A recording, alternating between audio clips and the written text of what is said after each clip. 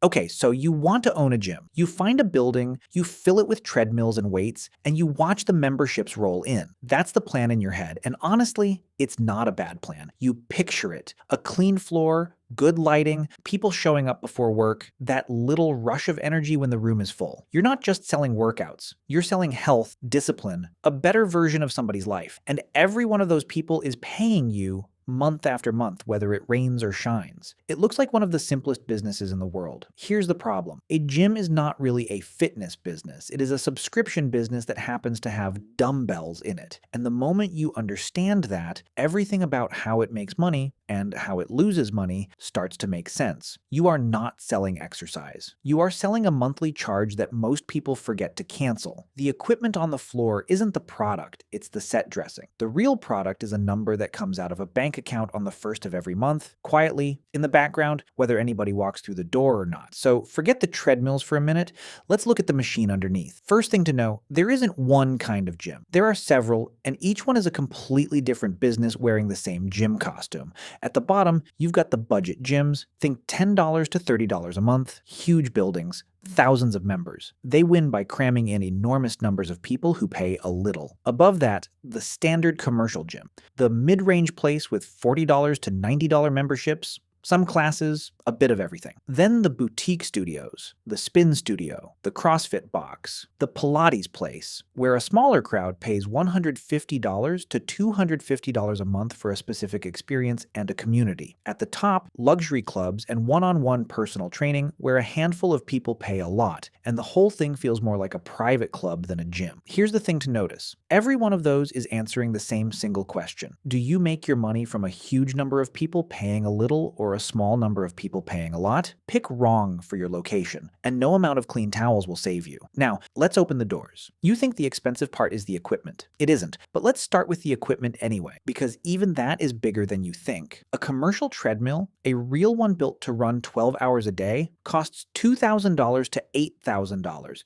And you need 6 to 12 of them just for a basic cardio section. The weight machines, the ones with the stacks and the pins, run $1,000 to $5,000 each, and a real floor needs 12 to 20 of them. Add the racks, the dumbbells, the benches, the cables. Stack it all up, and the equipment bill alone lands somewhere between $40,000 and $250,000. That's the part you expected. Now the part you didn't: the floor. You can't just drop heavy weights onto concrete. You need thick rubber flooring, and that runs $10,000 to $40,000 depending on the space. Then there's the air, and this is the one that catches everyone. Code requires roughly 20 cubic feet of fresh air per minute, per person, in a room full of people breathing hard. Run that number. A 5,000 square foot floor with 100 people in it needs over 2,000 cubic feet of air per minute moving through it. That is not a ceiling fan. That is a serious industrial ventilation system,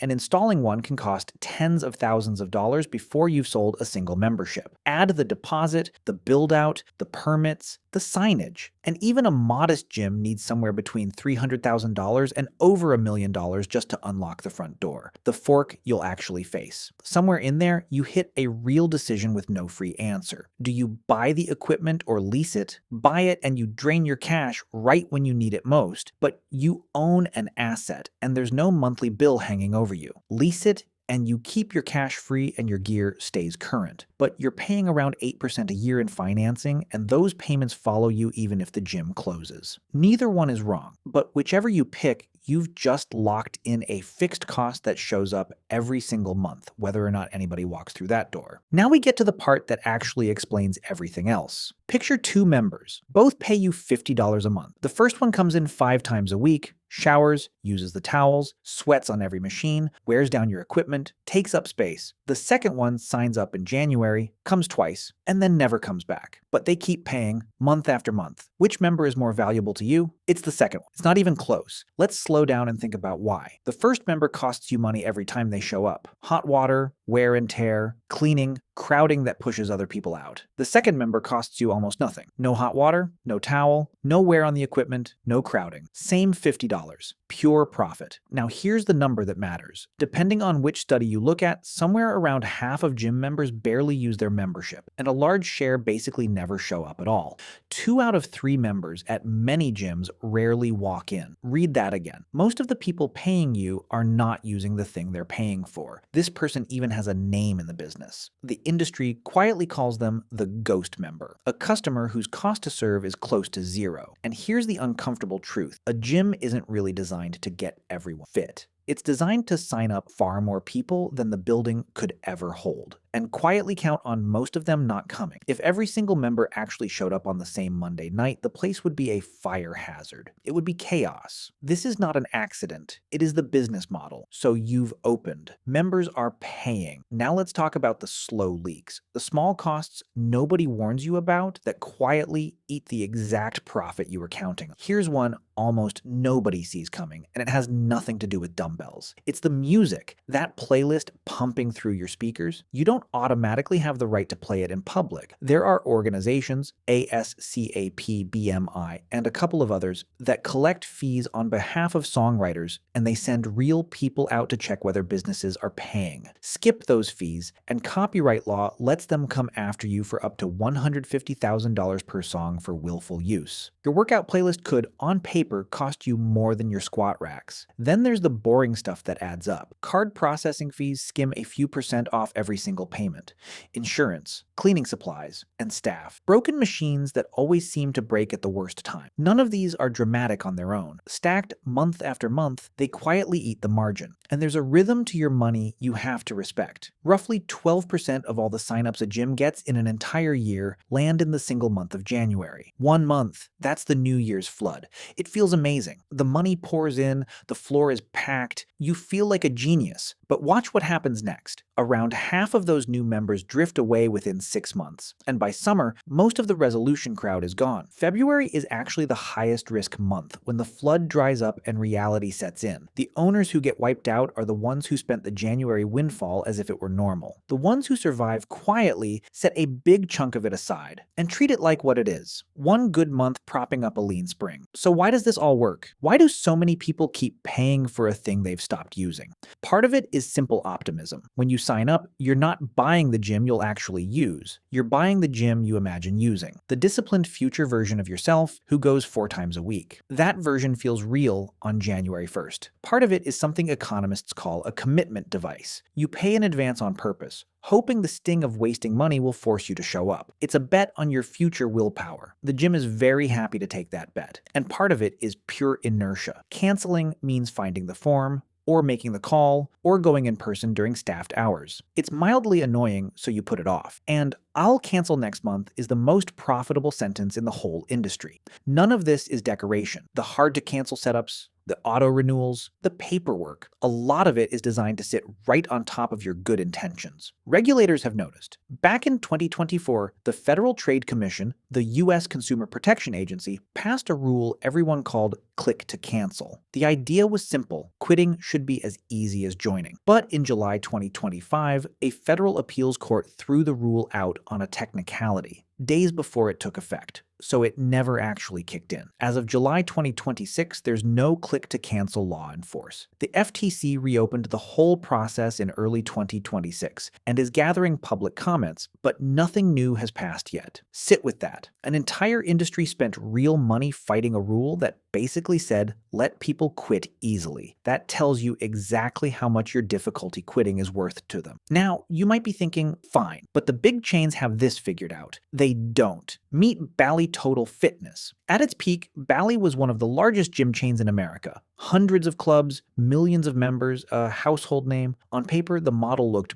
brilliant. Enormous scale, recurring revenue, ghost members everywhere, and it went bankrupt twice, once in 2007 and again in 2008. It didn't collapse because people suddenly stopped wanting to work out. Demand was fine. It collapsed because of the math underneath. Bally had piled up enormous debt to grow fast, and it leaned hard on aggressive contracts and long-term commitments that eventually drew lawsuits and angry customers. The fixed costs, the debt payments, the rent on all those giant buildings didn't care how many members showed up. When the money coming in couldn't cover the money going out, the size of the company didn't save it. The size was the problem. Even 24-Hour Fitness, another giant, went through bankruptcy years later. The lesson is the same one, and it's structural, not personal. These weren't run by fools. They were beaten by the gap between fixed costs that never move and revenue that always can. So let's actually do the math on how a gym makes money. The engine is simple. It's your average revenue per member times the number of members minus your fixed costs. That's it. Say your fixed costs, rent, staff, insurance, all of it, come to about $30,000 a month. And say the average member is worth about $89 a month to you once you count add-ons like personal training.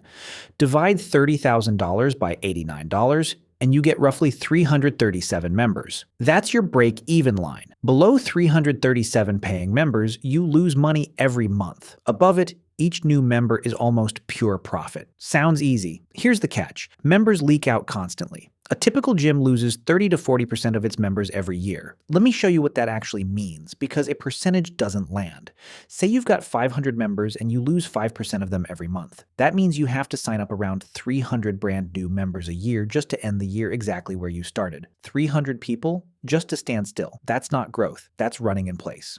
Now, how do you break past break even? Personal training. But watch the ceiling. One trainer charging $80 a session, doing about 25 sessions a week, 50 weeks a year, tops out near $100,000. That's it. There are only so many hours in a day, so one trainer can only ever earn you so much. Here's the escape. Instead of one-on-one, you train 4 people at once. A small group at $40 a head. That's $160 for the same hour, double the one-on-one rate, and it's cheaper for each client, so they're happier too. Then you subtract the trainer's cut, usually 30 to 50%. Suddenly the ceiling isn't a ceiling anymore. That's the difference between a gym that survives and a gym that grows. Let me run the same gym 2 ways, so you can feel how thin the line is. In the optimistic version, you picked the right neighborhood, your churn is low, and you built up to about 600 loyal members averaging $89 a month with good personal training attached. That's about $53,000 a month coming in, minus your $30,000 in fixed costs. You're clearing roughly $23,000 a month. Call it $280,000 a year in profit. Life is good. Now the realistic version. Nothing dramatic happens. 2 or 3 ordinary things just go slightly wrong. A budget chain opens 2 miles away and undercuts you. Your churn creeps up. To keep people, you shave your prices and your add-ons dry up. Now you're down to around 420 members averaging $68. That's about $28,500 a month against the same $30,000 in costs. You're now losing a little money every single month. Look at the swing. The same building, the same equipment, the same sign on the door.